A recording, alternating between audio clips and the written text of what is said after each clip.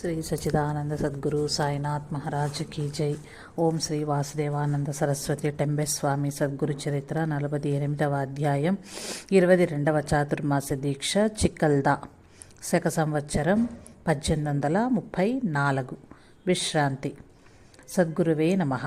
ఓం శ్రీ సద్గురు దత్తావధూతాయ నమః. చికల్దా గ్రామము ఇందూర్ సంస్థానంలో ఉన్నది. నర్మదా నదికి యువతలి తీరమున బడవాణి సంస్థానం కలదు. అచ్చడి సంస్థానాధిపతి ఠాకూర్ మహారాజ్ భక్తుడై ఉండెను. పూర్వం శక సంవత్సరం 1822లో మహారాజ్ చాతుర్మాసం ఇచ్చటని జరిపెను. చికల్దాకు మహారాజు వచ్చిన వెంటనే పూర్వ పరిచితులందరూ వచ్చి చేరిరి. ఆషాఢ పౌర్ణమి నాడు వ్యాస పూజ ప్రారంభమయ్యను. అక్కడ నిత్యక్రమముగా భాష్యపాఠములు మొదలగునవి మొదలు పెట్టబడెను. ఆ సమయమున ఆ ప్రాంతములో మహామారి చెలరేగి ఉండుటచే ఆ ప్రక్కకు జనులు పోరాదని ప్రభుత్వం శాసనం చేసెను.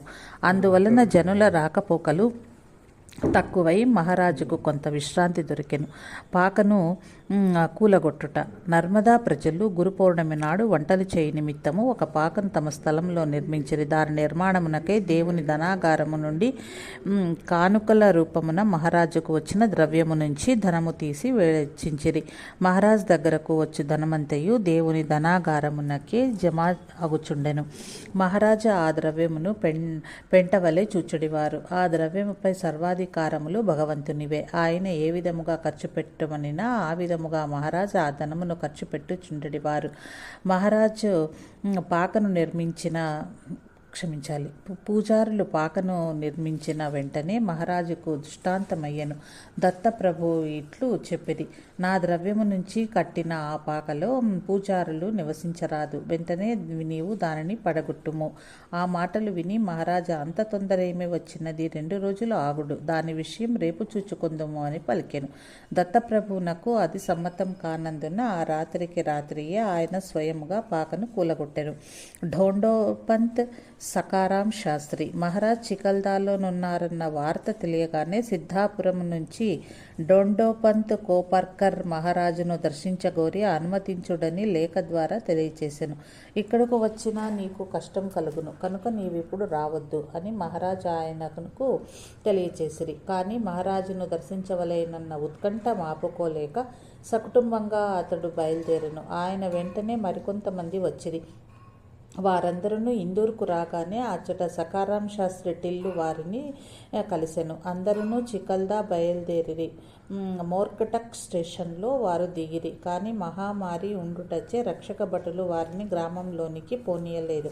అప్పుడు అందరినీ రేవులోనే ఉంచి డోండోపంతు సకారాం శాస్త్రి ఇరువురు మహారాజ్ దర్శనార్థమై పోయిరి. డోండోపంతును చూడగానే మహారాజ్ కోపంతో, నీకు నా లేఖ అందినదా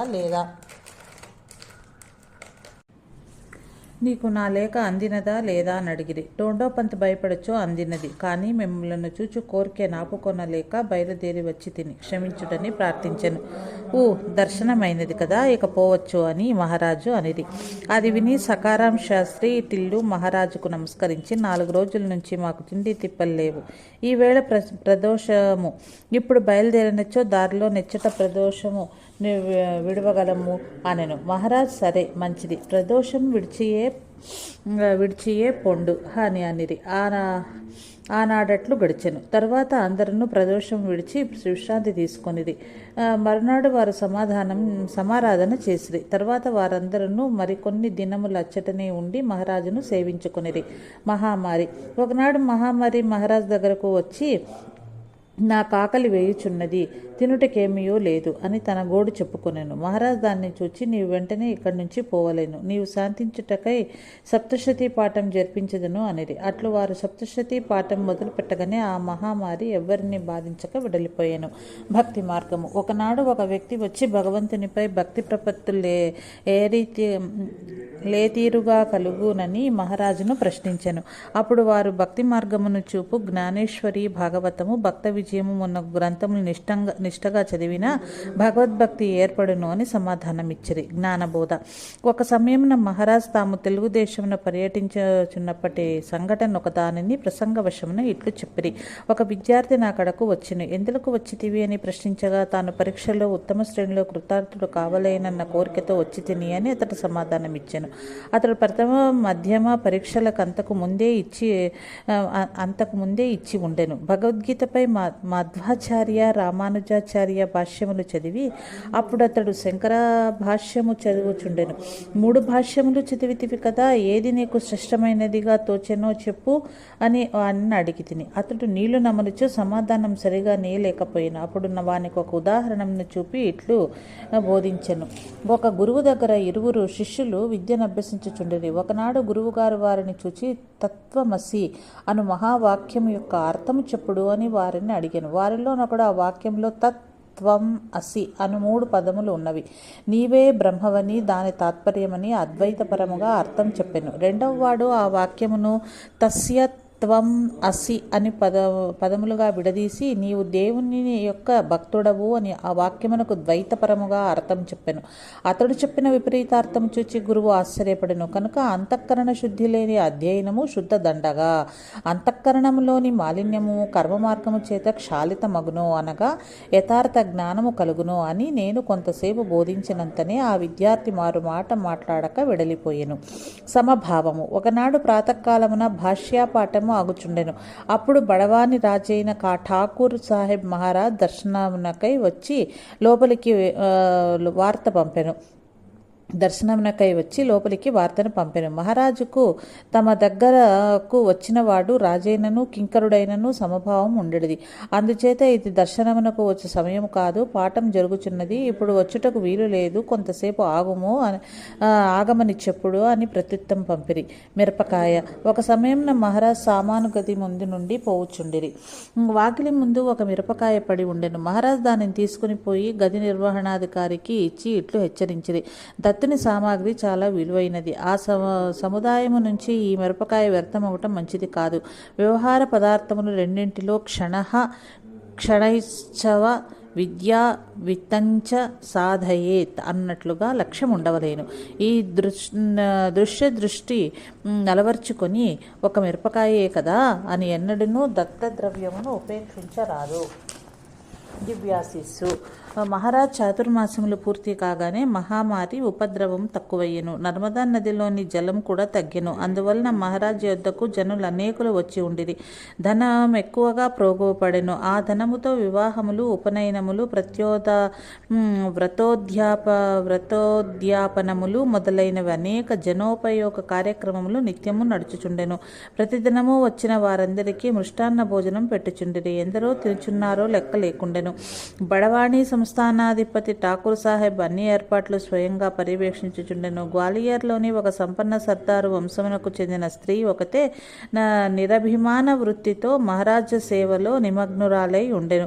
ఆమెను చూచి మహారాజ్ సంతృప్తులై, నీ వినయ విధేయతలను ఇంకనూ వృద్ధి చేసుకున్నచో నీకు ఉన్నత స్థితి లభించును అని దివ్యాశిస్సులు ఒసగిరి. గాయత్రి పునశ్చరణము. చికల్దాలో మహారాజా 6-7 మాసములు మకాం చేసిరి. ఆ చెట్టు నుంచి బయలుదేరి నర్మదా తీరం వెంబడి కాతర్ఖేడా గ్రామమునకు పోచుండగా జింతూర్కు చెందిన అగ్నిహోత్రి బువా మొదలైన వారు మహారాజును దారిలో కలిసిరి.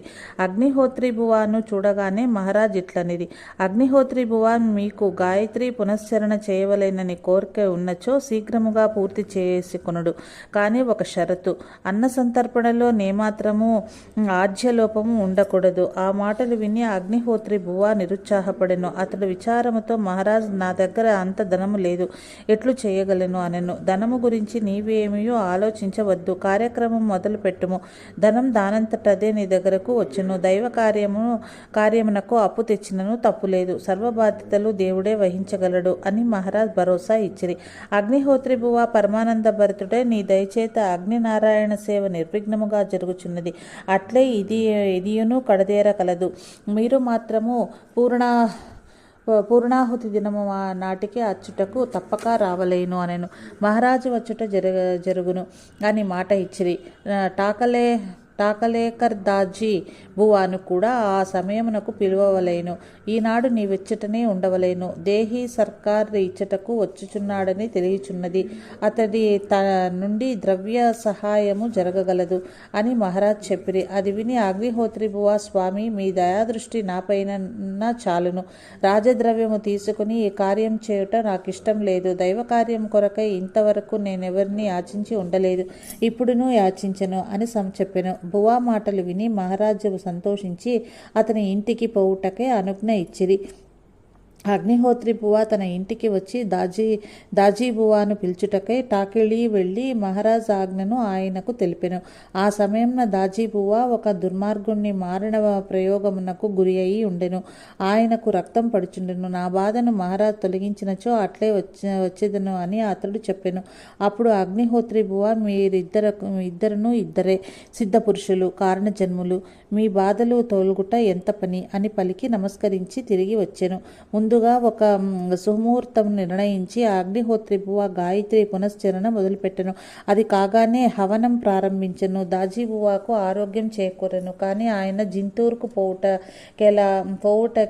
ఎలానో కొంచెం బద్దగించెను. ఆయన స్నానం చేసి సంధ్యానుష్ఠానం చేస్తున్న సమయంలో హఠాత్తుగా ఆయన చేతిపై ఒక దెబ్బ పడెను. అంతలో ఈ ప్రకారంగా వినిపించెను, నిన్ను ఆరోగ్యవంతంగా చేసినను నీవు జింతూరు ఎందుకు పోవటలేదు? అది వినగానే దాజీబువా ఉన్నవాడు ఉన్నట్లు కట్టుబట్టలతో 22 క్రోసులు నడిచి ఆ పూర్ణాహతి జరుగు దినమునకు జింతూరు చేరుకొనెను. ఆ సమయంలో మహారాజ్ కాతర్ఖేడా అరణ్యంలో కల గరుడేశ్వరానికి పోవుచుండిరి. తామిచ్చిన మాట పూర్తి చేయుటకై మరి ఒక దేహంతో వారు కూడా జింతూరుకు వచ్చిరి. మహారాజును చూచి అందరూ జై జయధ్వానములు చేసిరి. అగ్నిహోత్రి బువా మహారాజు పాదపద్మములకు నమస్కరించెను. మహారాజు ఆశీర్వాద బలముచే ధనం మిక్కుటముగా లభించి అనుకుని దానికంటే 100 రెట్లు వైభవంగా కార్యము పరిసమాప్తమయ్యేను. జింతూరులో మహారాజ్ దత్తపాదుకులను స్థాపించిరి. అశ్వత్థామ మహారాజ్ చికల్దా నుంచి బయలుదేరి కాతర్ఖేడాలోని శూలపాణీశ్వరునకు వందనము చేసి అరణ్య మార్గమున గరుడేశ్వర దిశగా ప్రయాణమైరి. శూలపాణీశ్వరుని అరణ్యములో అశ్వత్థామ నివసించుచుండెను. ఆ అరణ్యం మిగుల భయంకరమైనది. ఆ అడవిలో దారి ఉన్నదా లేదా అనిపించుచుండెను. మహారాజా ఆ అడవి మార్గమున పోవచ్చు ఒక చోట దారి తప్పిరి. ఆ సమయంలో ఒక కిరాతకుడు వాని దగ్గరకు వచ్చి ఎక్కడకు పోవుచున్నావని ప్రశ్నించెను. గరుడేశ్వరమని మహారాజ్ జవాబిచ్చిరి. అది విని వాడు, అట్లయినా నా వెంట 2 మార్గము చూపెదను అని ముందుకు నడవసాగెను. మహారాజు వాని వెంట నడుచుచుండిరి.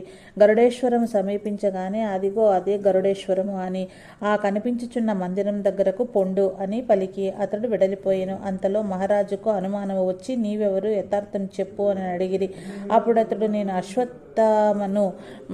అశ్వత్థామను, ఈ అడవిలోనే ఉండేదను అని పలికి మాయమయ్యను. తర్వాత మహారాజు గరుడేశ్వరం చేరి అశ్వత్థామ చూపించిన మందిరం దగ్గరకు పోయి అచ్చట ఉన్న రాతి బండపై కూర్చుండి విశ్రాంతి తీసుకొనిరి. ఆ రోజు చైత్ర బహుళ షష్ఠి శనివారమై ఉండెను.